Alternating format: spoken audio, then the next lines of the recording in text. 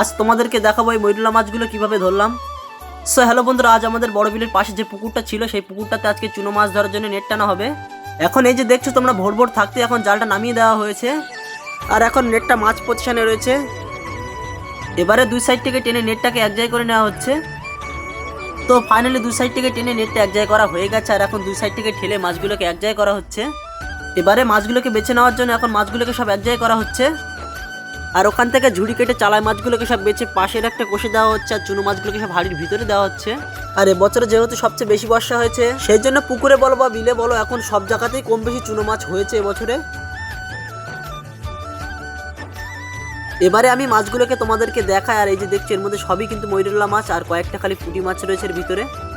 তার কিছুক্ষণ পরেই দেখলাম নেটের ভিতরে দুটো 8 ট্যাংরা মাছের বাচ্চা উঠে এসেছে।